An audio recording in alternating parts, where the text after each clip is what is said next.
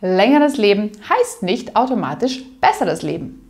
Obwohl die Lebenserwartung gestiegen ist, verbringen viele Menschen ihre Zeit bewegungslos. Und die Folgen sind spürbar. Rückenschmerzen, Muskelschwund und weniger Energie, weniger Selbstständigkeit. Aber hier kommt die gute Nachricht.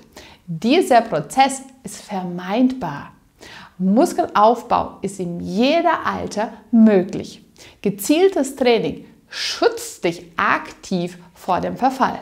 In diesem Video zeige ich dir, mit welchen Übungen du deine Kraft zurückholst, wie du deine Rückenschmerzen linderst und warum das auch mit 60, 70 oder 80 noch funktioniert. Zwischen dem 40. und 50. Lebensjahr verlieren wir durchschnittlich 8% unserer Muskelmasse pro Dekade. Ab dem 75. Lebensjahr beschleunigt sich dieser Verlust auf bis zu 15%.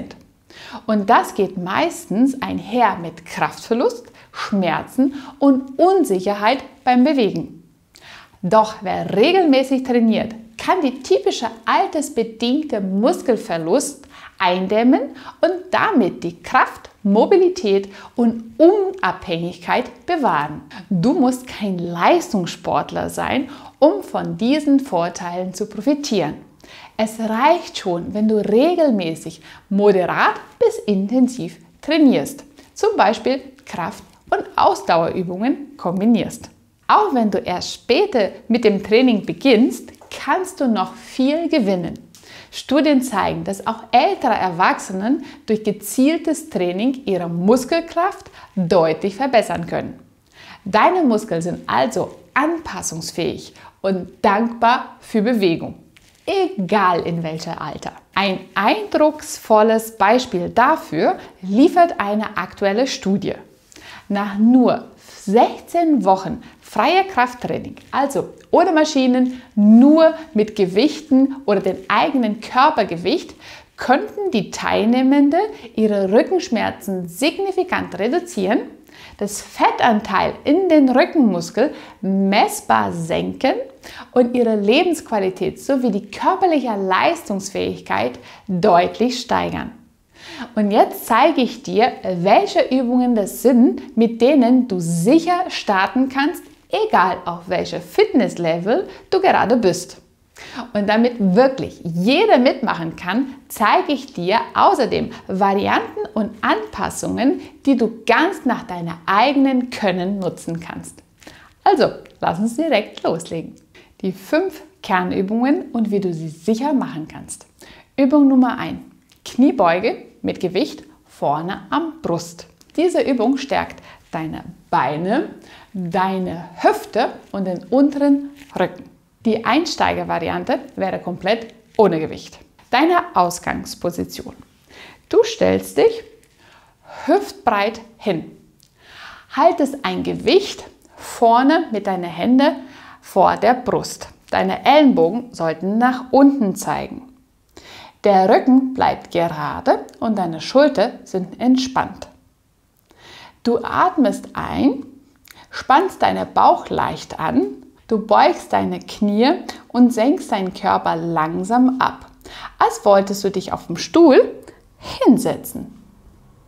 Achte darauf, dass dein Rücken gerade bleibt und deine Brust nach vorne zeigt. Die Knie folgt der Zehenrichtung und die dürfen nicht über die Zehenspitzen bleiben. Geh so tief wie möglich, idealerweise bis zur Bewegungsoberschenkel mindestens parallel zu dem Boden ist. Und dann drück dich über die Ferse wieder nach oben. Also Gewicht ganz nah am Brust, Ellenbogen zeigen nach unten, hüftbreit auseinander. Deine Blickrichtung und dein Brustkorb bleibt zeigen nach vorne. Stellst dir mal vor, du willst dich auf dem Stuhl hinsetzen, gehst so langsam tief nach unten wie du kannst, drückst die Ferse nach unten und über die Beine hebst du dich wieder hoch. Achte darauf, dass deine Wirbelsäule so gerade wie möglich bleibt, beziehungsweise in die normale Kurvatur von der Lende und die Blickrichtung ist nach vorne. Die Knie fallen nicht nach innen und dann wieder hoch. Sicherlich musst du nicht gleich mit 10 Kilo beginnen, sondern eine Flasche Wasser tut es auch. Nah am Körper, Ellenbogen nach unten, Wirbelsäule gerade. Setz dich hin, deine Knie sollen nicht vor der Füße sein und dann wieder steigen. Auch deine Knie sollen nicht nach innen fallen, sondern geraden Rücken, Knie nach vorne und wieder hoch. Die Wiederholungszahl ist hier auch entscheidend. Zu Beginn kannst du einfach wieder weniger Wiederholungen durchführen, wie zum Beispiel 6 oder 8. Als nächstes kannst du dann einfach das Gewicht steigern. Nach vorne zeigen, stell dir mal vor, du willst auf dem Stuhl hinsetzen, gehst langsam nach unten und dann drückst du über die Ferse wieder hoch.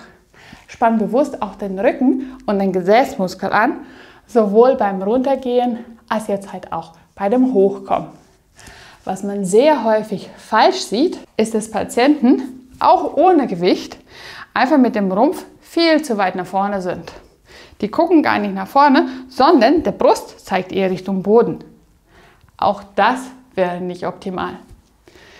Wenn du gar keine Trainingserfahrung hast, setz dich vorne auf den Stuhl, deine Ferse drückst du kräftig gegen den Boden, Hände vorne am Rumpf und von dieser Position aus mit dem Brustkorb nach vorne gerichtet versuchst du aufzustehen, bis die Knie durchgestreckt sind, langsam wieder hinsetzen, nicht dein Gewicht komplett absetzen und dann wieder in die Streckung reinkommen.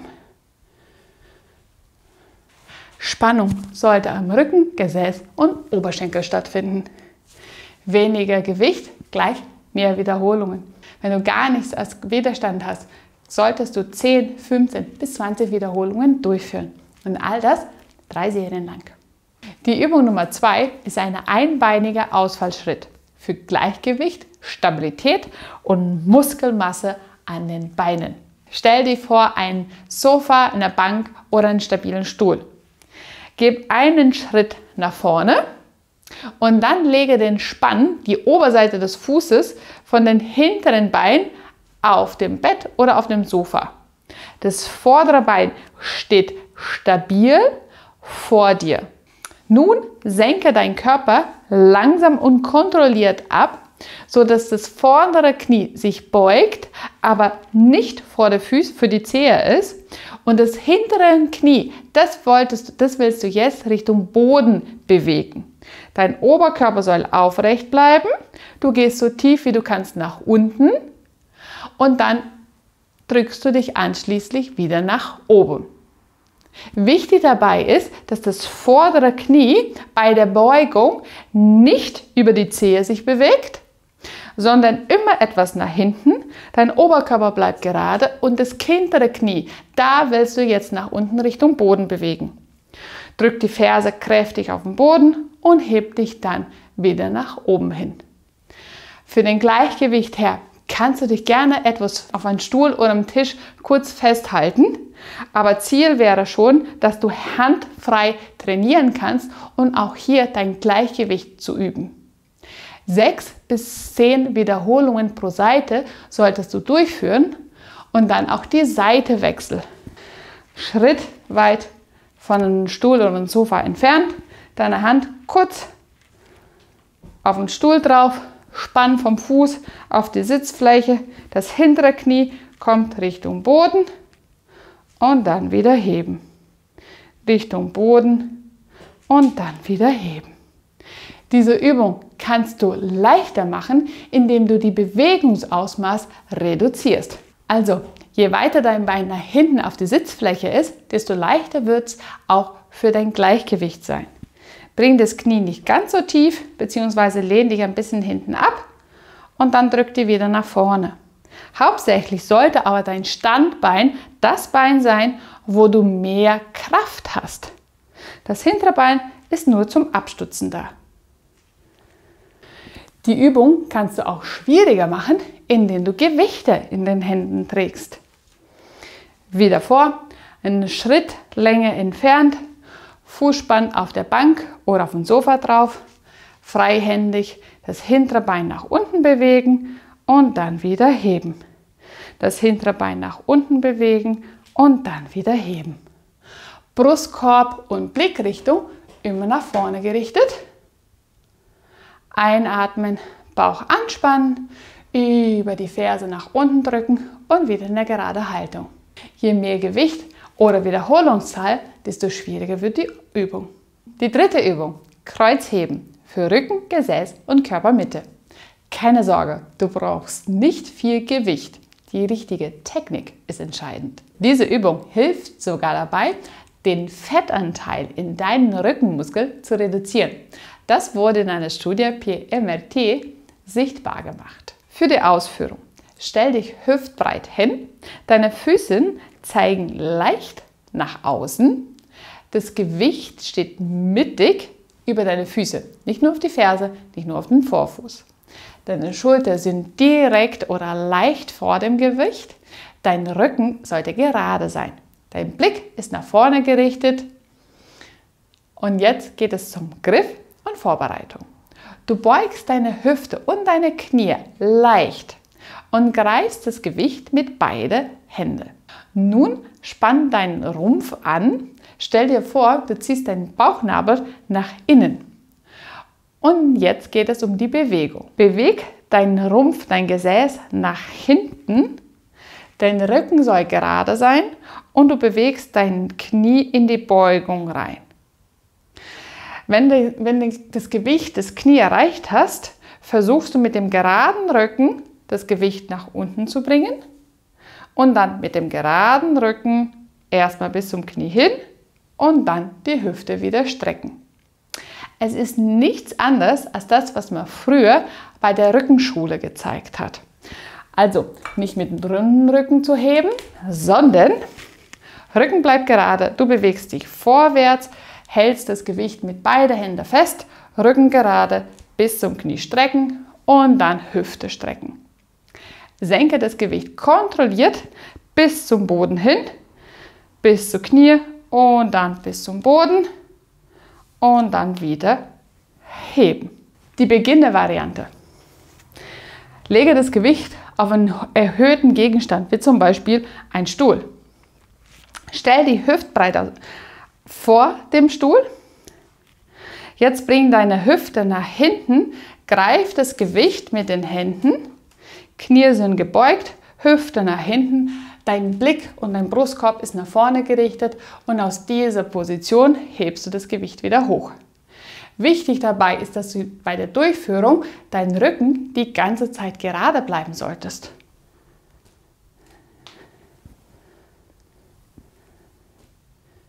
Hier musst du keine Angst haben, dass du was Falsches machst. Auch mit dem Rückenrund zu trainieren ist jetzt nicht schädlich, aber in dem Fall geht es erstmal darum, dass du deinen Rücken- und Gesäßmuskel stärkst und kräftiger wirst. Noch leichter wäre die Durchführung ohne Gewicht. Also Rücken bleibt gerade bzw. einen leichten Hohlkreuz.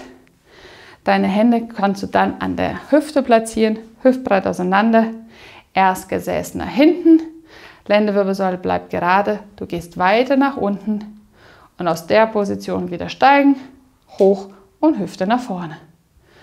Gesäß nach hinten, bis in Sitzposition, weiter nach unten, heben und wieder strecken.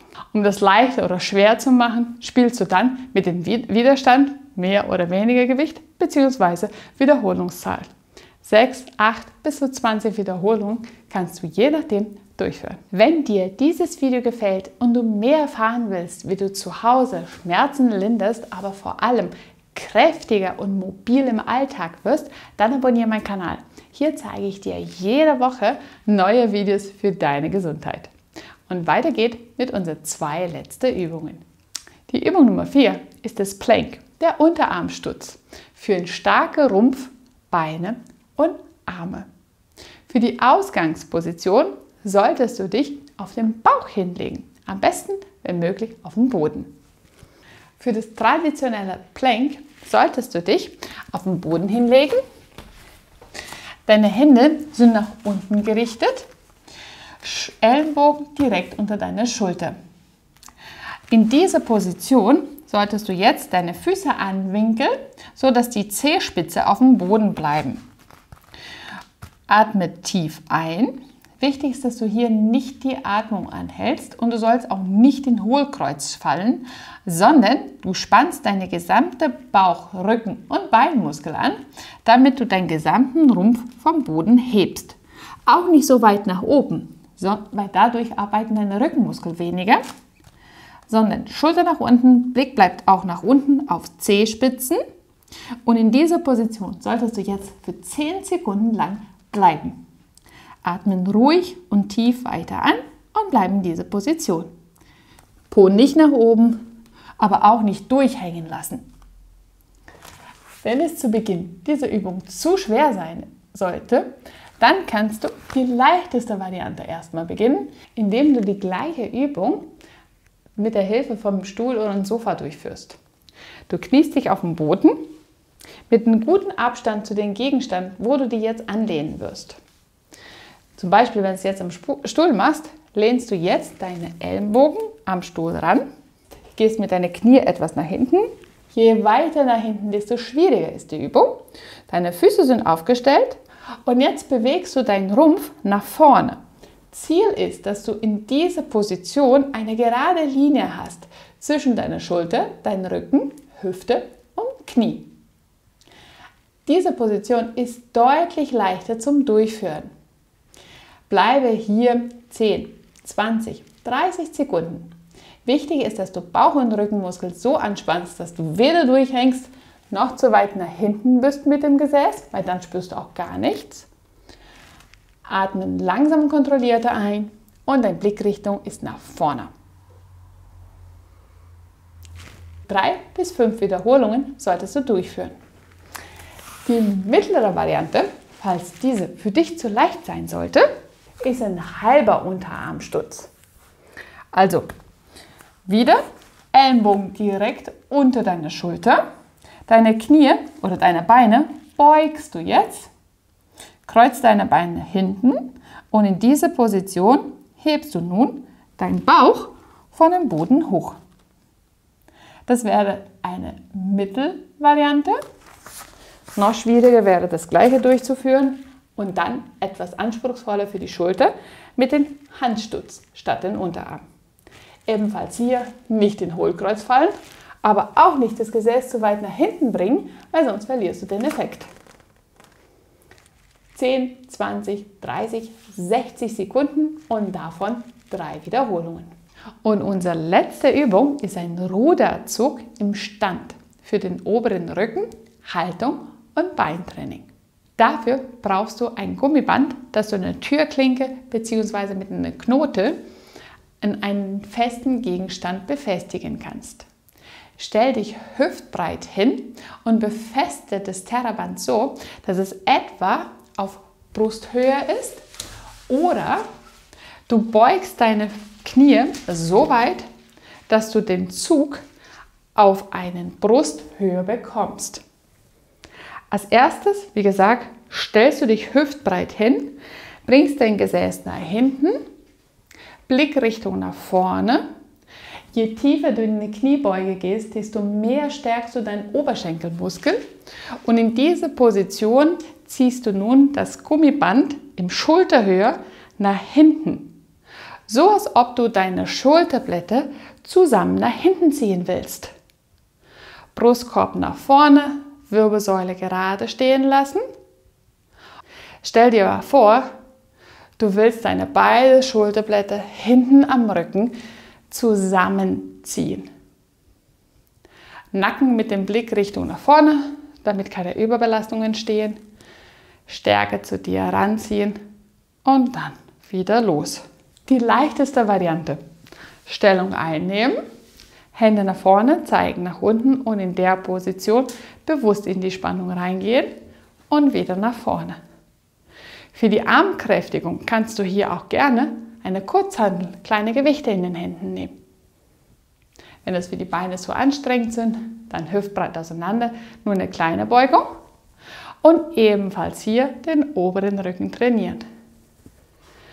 Mit verschiedenen Gewichten bzw. mit verschiedenen Gummizüge, die mehr oder weniger starken Widerstand leisten, kannst du die Übungsintensität hier auch deutlich verändern. Mehrere Wiederholungen solltest du durchführen. 3 Serien von 12 bis 15 Wiederholungen sollten das werden. Mit nur wenigen Übungen kannst du dir nicht nur deine Muskulatur stärken, sondern auch Schmerzen lindern, deine Beweglichkeit verbessern und dir vor allem eines zurückholen: mehr Unabhängigkeit und Lebensqualität im Alltag. Es ist nie zu spät, damit anzufangen. Dein Körper wird dir jede Bewegung danken.